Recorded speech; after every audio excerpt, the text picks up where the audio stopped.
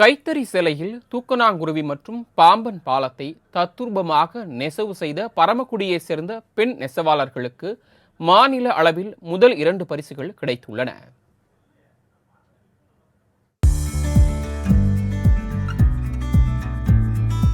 தத்ரூபமான ஓவியங்களை பார்த்திருப்போம்.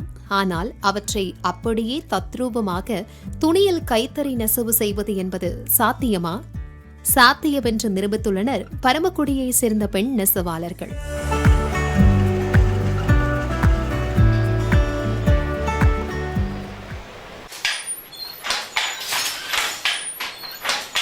ராமநாதபுரம் மாவட்டம் பரமக்குடி, யமனேஸ்வரம் ஆகிய பகுதிகளில் 5000க்கும் மேற்பட்ட கைத்தறி நெசவாளர்கள் வீடுகளில் தறிமேடை அமைத்து கைத்தறியில் நூல் சேலை, பம்பர் சேலை, பட்டு புடவைகளை நெசவு செய்து வருகின்றனர். இதில் ஆண்களுக்கு இணையாக பெண்களும் நெசவு தொழிலில் ஈடுபட்டு சேலை தயாரிப்பில் பல்வேறு சாதனைகளை நிகழ்த்தி வருகின்றனர். தமிழ்நாட்டில் இயங்கும் அனைத்து கைத்தறி நெசவாளர் கூட்டுறவு சங்கங்களின் சார்பில் மாநில அளவிலான கைத்தறி போட்டி நடைபெற்றது. இதில் சிறந்த நெசவாளர் விருதிற்கு 100 பருத்தி கைத்தறி சேலைகள் காட்சிப்படுத்தப்பட்டிருந்தன. அவற்றில் பரமக்குடி அன்னை சாரதா மகளிர் கைத்தறி நெசவாளர் கூட்டுறவு சங்கத்தை சேர்ந்த பெண் நெசவாளர் பிரேமா பருத்தி சேலையில் தூக்கணாங்குருவி டிசைனை தத்ரூபமாக வடிவமைத்திருந்தார்.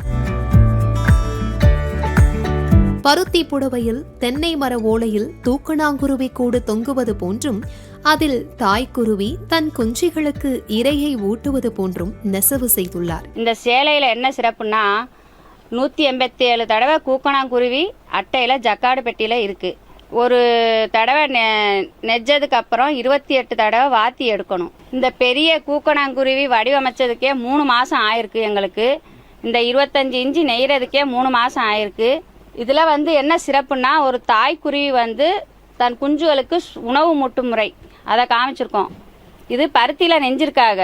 அந்த இதில் நமக்கு காட்டனில் நெய்கிறதுக்கு ரொம்ப கஷ்டம். அது நாங்கள் நெஞ்சிருக்கோம்.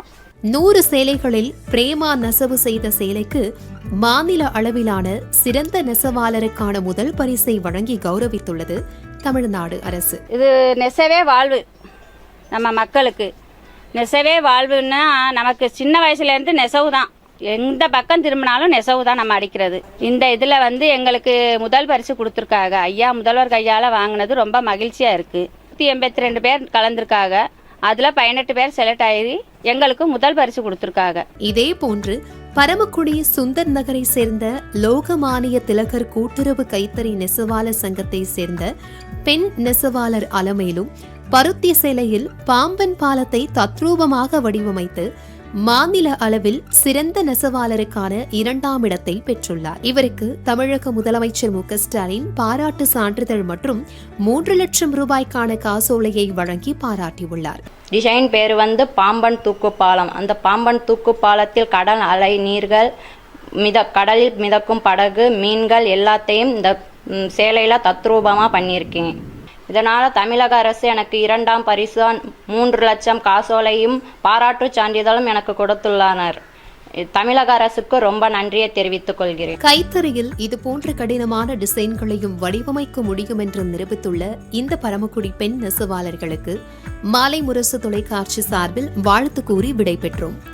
மாலை முரசு செய்திகளுக்காக பரமக்குடி செய்தியாளர் சசிகுமார்.